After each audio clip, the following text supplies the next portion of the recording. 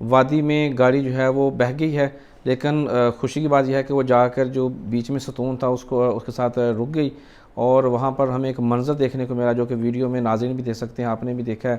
کیا کہیں گے اس پاکستانی کے حوالے سے جس نے اپنی جان پہ کھیل کر جو وہاں پہ جو گاڑی کے اندر لوگ تھے ان کو بچایا؟ وہ ویڈیو میں نے دیکھی ہے حافظ صاحب، وہ بڑی کمال کی وہ ویڈیوگرافی بھی کی گئی ہے، لیکن وہ ایک بہت بڑا سبق ہے انسانیت کے لیے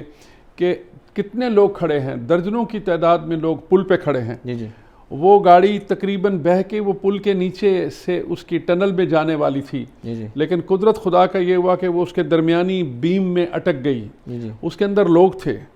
اور وہ الٹ گئی ایک سائیڈ میں، اس کے شیشے بند ہونے کی وجہ سے اندر پانی نہیں گیا، لیکن اس میں اتنے لوگوں کی موجودگی میں اچھل کے نیچے خطرہ مول لے کے، کیونکہ وہ گاڑی اگر پھسلتی تو یہ شخص بھی ساتھ بہہ جاتا، لیکن اس نے اپنی جان پہ خطرہ لے کے گھس کے وہاں، پھر اس نے کسی چیز سے شیشے کو توڑا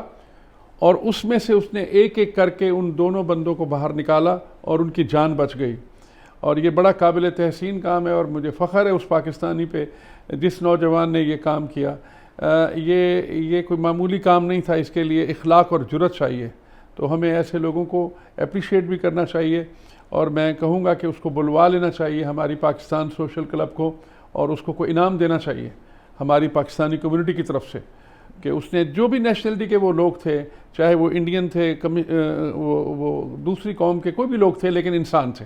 یہ انسانیت کی بہت بڑی خدمت تھی، یہ زندہ باد لوگ ہیں، ہمیں ان کو بلانا چاہیے۔ مجھے ضرور یاد کیجیے گا، انشاءاللہ میں اس کو اپنی طرف سے بھی انعام دوں گا۔